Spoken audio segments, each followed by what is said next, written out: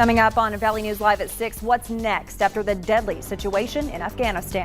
Plus, what one school district locally is doing after a report of a COVID-19 case. And medical professionals answer your questions about the coronavirus vaccine. Valley News Live at 6 starts right now. This is Valley News Live at 6. We continue our coverage of the deadly attacks in Afghanistan today. If you are just getting home right now, at least a dozen U.S. service members and at least 5 dozen Afghans have been killed outside of the Kabul airport.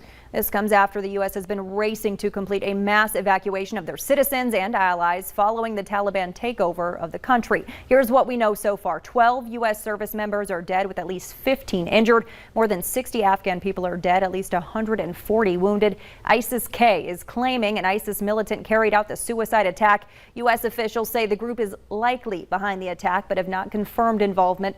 President Biden warned that the attackers that the U.S. will, quote, make them pay. Earlier this afternoon, Senator John Hoeven offered his condolences to the victims and their families.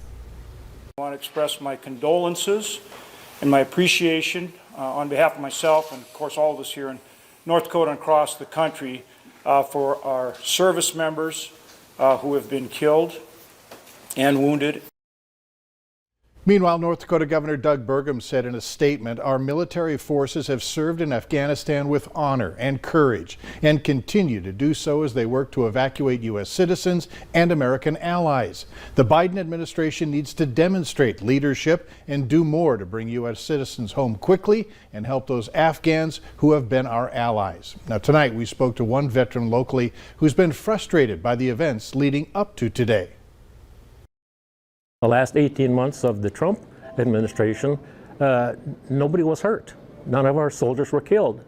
And then Biden comes in there and does everything just absolutely wrong.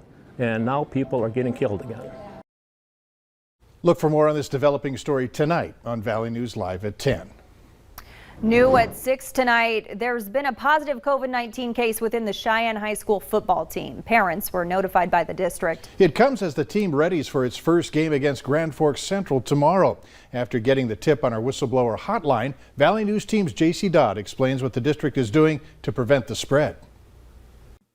After the notification was sent out, several red flags went up among parents who say they feel like the school district is gambling with lives regarding their health and safety guidelines. The guidelines say the school, in this case Cheyenne, will not be conducting contact tracing and no students or staff will have to quarantine and can continue normal activities. It's almost like West Fargo is just trying to do the opposite and allow this to spread. Klein is a member of CARE, which is a group of parents advocating for districts to do more when it comes to COVID. Because they're not contact tracing, and they very specifically said in this exposure notification, you can go about your normal activities. So they're not even recommending the very simple things. In a post on the school district's website, officials say last year they traced the source of COVID infections to the school setting only a handful of times. In 99% of their cases, the infection was traced to close contact in the home or community. We cannot say for certain if it was one mitigation strategy or all combined, but our data was clear. We saw extremely limited transmission in our schools. Klein says she wonders if this is true, why would they not continue those mitigation strategies they used last year? Why would you stop doing what you were doing? It just does not make any logical sense. Klein adds she's concerned about the community spread that could result from West Fargo's lack of health and safety guidelines. And I know that West Fargo is not alone in the state, but they are standing alone in the metro area now, and that decision affects all of us. In West Fargo, JC Dodd, Valley News Live. Now, the person who tested positive for COVID-19 will be required to isolate for 10 days, and if it is a student, accommodations will be made to allow them to continue their learning remotely. And if you need help with an issue in your community, here's some advice. Call our whistleblower hotline. We'll do our best to get to the bottom of it. Call the number on your screen, 701-237-6576, and leave your tip. A member of our investigative team will get on the case and go to work to expose the truth. Our rain today was certainly needed, but some parts of the Valley News Live viewing area put up with strong winds as well. Let's find out from Nathan what's next. Nathan?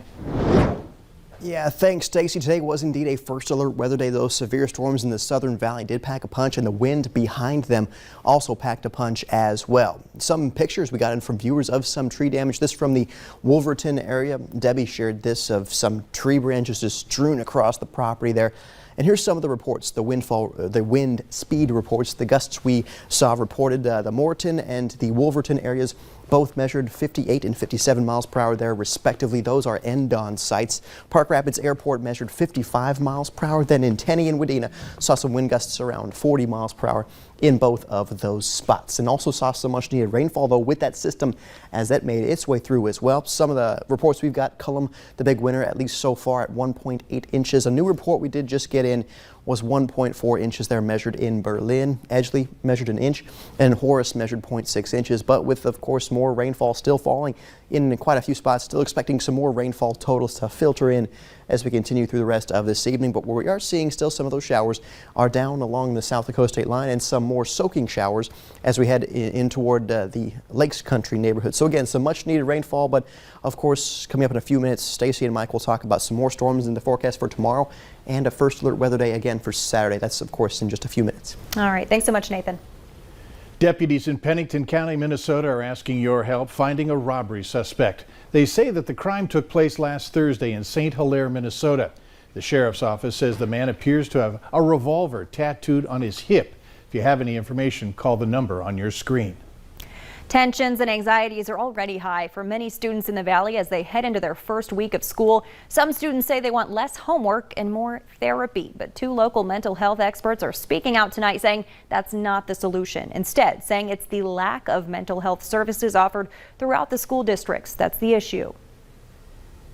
We have to teach kids how to deal with that distress. They have to build grit. They have to have drive. These are things we want our kids to learn. A recent student-led survey stated 45% of high schoolers in the metro say they can't talk to their parents about mental health, which has Richter and Berg emphasizing the importance of getting creative with how you communicate with your kids, like using a color coding system or text messages. Despite all of the news regarding COVID-19 and vaccines to prevent it, there are still a lot of questions, and some people are still reluctant to get the shot. To help answer those concerns, the North Dakota Department of Health hosted a virtual town hall today with experts from around the state. Doctors and epidemiologists answered questions from citizens and discussed the concerns causing vaccine hesitancy.